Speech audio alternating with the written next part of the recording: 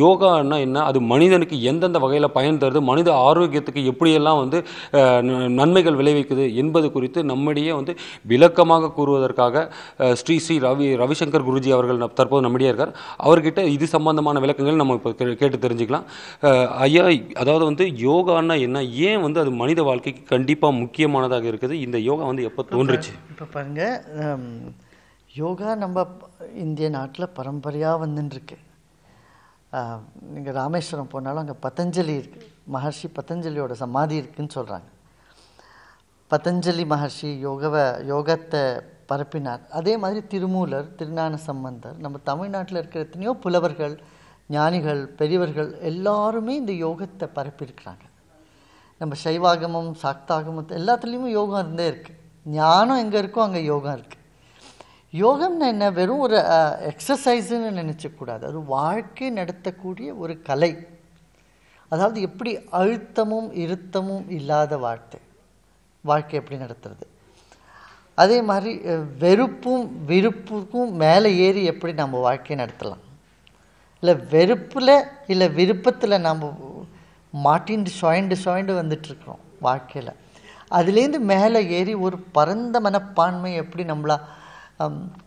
நம்ம வாழ்க்கையில் எப்படி வச்சுக்கிறது அப்படின்றது தான் யோகத்தின்னு ஒரு ரகசியம். ஹட்ட யோகா அப்படின்னா என்ன?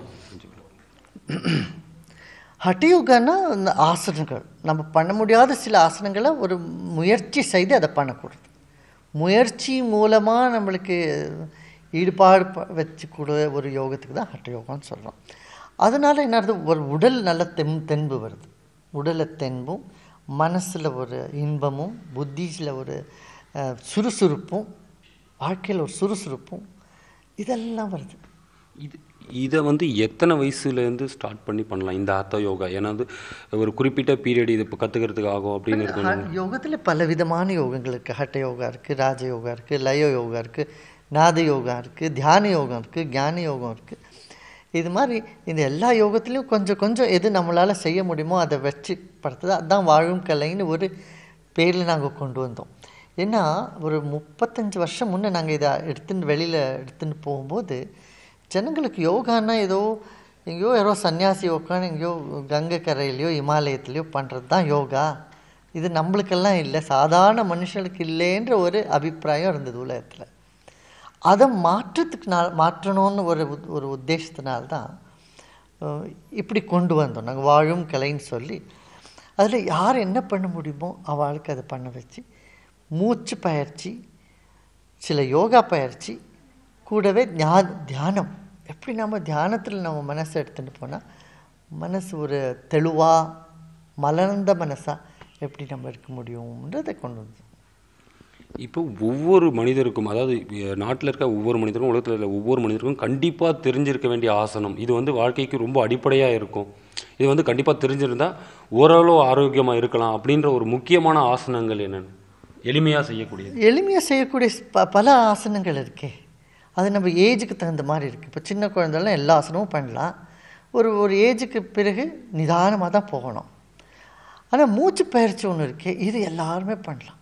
பிராணாயாமம் இருக்கிற வலது பக்கத்துலேருந்து மூச்சு எடுத்து இடது பக்கம் விடுறது, இடத்துலேருந்து எடுத்து வலது பக்கம் விட்டு, இது மாதிரி ஒரு மூச்சு பயிற்சி, பிறகு தியானம், ஒரு சில ஆசனங்கள், இதெல்லாம் பண்ணிட்டு போகணுமானா உடலில் இந்த நம்ம 5 சிஸ்டம் இருக்கே, சர்க்குலேட்டரி சிஸ்டம், அதாவது இரத்த ஓட்டம், அது அந்த சிஸ்டம், நர்வஸ் சிஸ்டம், இந்த மசில் சிஸ்டம், எண்டோக்ரைன் கிளாண்ட்ஸ், இது எல்லா சிஸ்டமும் ஒரு சிஸ்டத்துக்கும் ஒரு ரிஜுவினேஷன் ஆகுது. அதாவது இந்த சிஸ்டம்ஸ்லாம் நல்லா வேலை பண்ண ஆரம்பிக்கிறது, அது அவசியம். இப்போ சாதாரண மனிதர்கள் வந்து எல்லா யோகாவையும் வந்து செய்யலாம். அதே போல் இப்போ மாற்றுத்திறனாளிகள் அப்படின்னு வரும்போது அவங்களுக்கு ஏதாவது சிறப்பு யோகாக்கள் இருக்கா? அவங்களுக்கு ஏதாவது ஸ்பெஷலாக பண்ண முடியுமா? அதாவது மாற்றுத்திறனாளிகள் ஒரு சில அவர்களே இப்போ சாதாரண மனிதர்களுக்கு மாறுபட்டு இருக்கும், அவங்களுக்கு எந்த மாதிரியான யோகாசனங்கள் நல்ல ஒரு பல விதமான யோகாங்கள்லாம் இருக்குது. அதனால தான் யோகா டீச்சர்ஸ்லாம் நல்லா தரோவாக ட்ரெயின் பண்ணி வைக்கிறோம். நம்ம அவங்களெல்லாம் உட்காந்துச்சு, அவங்கள கேட்டு அவங்களுக்கு அவங்களோட என்ன பிரச்சனை, அதுக்கு எந்த ஆசனம்லாம் செஞ்சால் அவங்களுக்கு அது நல்லதாகும்ன்றது பண்ணுறாங்க. இப்போ யோகா பண்ணுறதுனால மன ரீதியாக அமைதி கிடைக்கும், உடல் ரீதியாக ஆரோக்கியம் இருக்கிற ஒரு புறம் இருந்தாலும் மன ரீதியான அமைதி எந்த அளவுக்கு இருக்கும்? கட்டாயமாக நிச்சயமாக கிடைக்காது. ஓம் என்பது வந்து இப்போ தற்போது ஒரு ரிலீஜனாகவே பார்க்கப்படுது. அது பற்றின உங்களுடைய கருத்து கொஞ்சம்? பாருங்க, மொழியும் ஒரு சப்தமும் நாதமும் அது ஏதோ ஒரு மதத்தை சேர்ந்ததுன்னு நினைக்கிறது தப்பு. இப்போ தமிழ் மொழி இருக்குது, தமிழ் மொழி எல்லாருக்கும் சேர்ந்தது. அதாவது எல்லா மதக்காரங்களும் தமிழ் மொழியை எடுத்து அதை செயல்படுத்துகிறாங்க. அதே மாதிரி சம்ஸ்கிருதம், அதே மாதிரி எல்லா சப்தமும் கூட இல்லையா? அதனால் இந்த ஒரு சப்தம் வந்து ஏதோ ஒரு மதத்துக்கு சேர்ந்ததுன்னு நினைக்கிறது சரியில்லை. இப்போ யோகா பண்ணுறவங்க கட்டாயம் ஒரு சைவ உணவை வந்து உட்கொள்ளணுமா அப்படின்ற ஏதாவது வழிமுறைகள் இல்லை ஏதாவது கட்டுப்பாடுகள் இருக்கா? சைவ உணவு எடுத்து வந்தாக்க அந்த வழி வந்தால் நல்லது. ஆனால் அது ஒரு கம்பல்சரின்னு நான் சொல்ல மாட்டேன். அப்படி நீங்கள் பார்க்க போனீங்கன்னா யோகா பண்ணிகிட்டே வந்து அவங்க தன்னால் அவங்க உணவு மாறிடுது, சைவ உணவுலேயே வந்துடுறாங்க. லட்சக்கணக்காக ஜனங்க உலகம் முழுசும், அர்ஜென்டினா எடுத்துக்கோங்க, இல்லை ரஷ்யா எடுத்துக்கோங்க, இல்லை சைனா எடுத்துக்கோங்க, யோகா பண்ணுறவங்களும் சைவ உணவில் வந்துடுறாங்க. யோகான்றது வந்து இந்தியாவில் தான் முதலில் உருவானது. இப்போ பல்வேறு நாடுகளுக்கு பயணிச்சு திரும்ப இந்தியா திரும்பி இருக்கு. இது சம்மந்தமாக நீங்கள்? ஆமாம், அதுக்கு சரிதான். ஏன்னா நம்ம ஜனங்க என்னென்ன வெளிநாட்டிலேருந்து வந்தால் அதுக்கு அதிகமாக மதிப்பு கொடுக்க ஆரம்பிக்கிறாங்க. நம்ம எஸ்பெஷலி யங்கர் ஜென்ரேஷன். ஏன்னா நம்ம வீட்டில் இது இருந்தால் நம்ம வீட்டு மூலிகை வந்து அது மூலிகை இல்லை அப்படின்னு நினைக்குமோ இல்லையா? நீங்கள் கிட்டத்தட்ட ஒரு 40 ஆண்டு காலமாக இந்த யோகாவை வந்து உலகம் முழுவதும் பரப்பணும் அப்படின்னு சொல்லிட்டு பல்வேறு முயற்சிகள் பல்வேறு நாடுகளுக்கு பயணிச்சு இப்போ நிறைய இடத்துல நீங்கள் அந்த இது குறித்த ஒரு கருத்தரங்கு நடத்துவதோ ஆலோசனை வழங்குறதோ இந்த மாதிரி பண்ணிட்டு வரீங்க. ஆனால் இந்த நிலையில் இப்போ தற்போது நடந்த யுஎன்ஓ கூட்டத்தில் மோடி பேசின பிறகு உலக யோகா தினமாக கொண்டாட எல்லா நாடுமே கிட்டத்தட்ட 177 நாடுகள் வந்து முடிவெடுத்து உலக யோகா தினமாக ஜூன் 21 அறிவிச்சிருக்காங்க. அது கொண்டாட முடிவு பண்ணியிருக்காங்க. மோடி தலையிட்ட உடனே ஒரு மாற்றம்ன்றதை நீங்கள் எப்படி பார்க்குறீங்க? நம்ம நாட்டுக்கு ஒரு பெருமையை கொடுத்துருக்கு. நம்ம நாட்டிலேருந்து போனதில்லை, அதை பற்றி நம்ம பெருமையே வச்சுக்காத இருந்தோம் இத்தனை நாள். அதாவது நாம் இதை ஒரு துச்சமாக நினச்சிட்டு இருந்தோம், தாழ்மையாக நினச்சிட்டு இருந்தோம். நம்ம நாட்டு இதுனா அதெல்லாம் யோகாலாம் என்னன்னு. இப்போது அது வந்து உலகத்தில் எல்லாருமே செய்யறதுனால அதுக்கு ஒரு ராஜாஸ்ரயம், அதாவது ஒரு நாட்டிலேருந்து அதுக்கு வந்து ஒரு முயற்சி செய்கிறதுனால அது பெருகும். அதோட ஒரு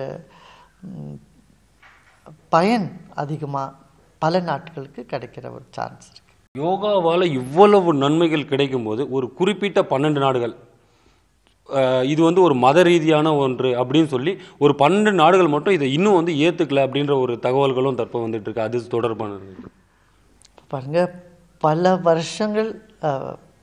பல வருஷங்களாக ஜனங்கள்லாம் ரொம்ப சிரமப்பட்டு யோகத்துக்கு ஒரு அக்செப்டன்ஸ் எல்லா நாட்டிலையும் க்ரியேட் பண்ணாங்க.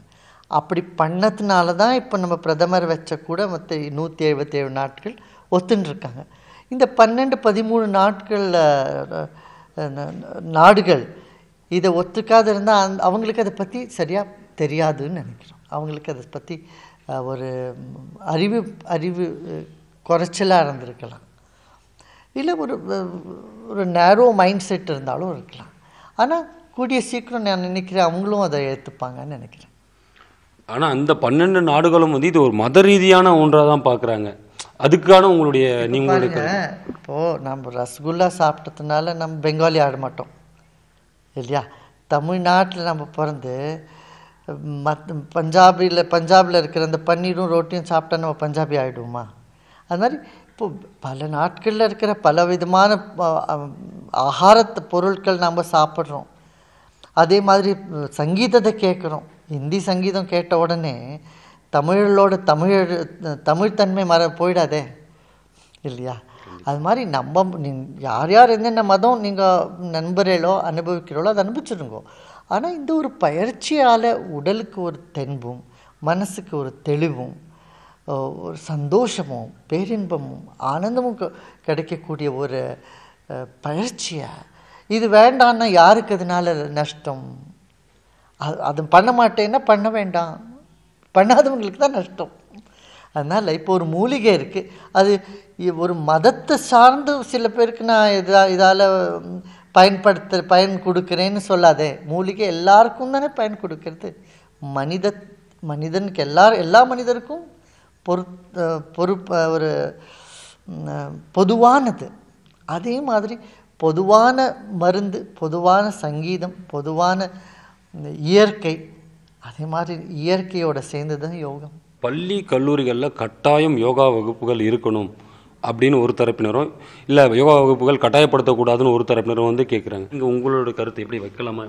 கல்லூரியில் வந்து யோகா கம்பல்சரி பண்ண நல்லது. ஏன்னா பசங்களுக்கு அதுலேருந்து நல்ல ஒரு உடல் நிலைமையும் நல்லாகும், சர்க்குலேஷன் நல்லாகும், புத்தி சக்தி, யோசனை பண்ணக்கூடிய ஒரு தகுமை அதிகமாக வரும்.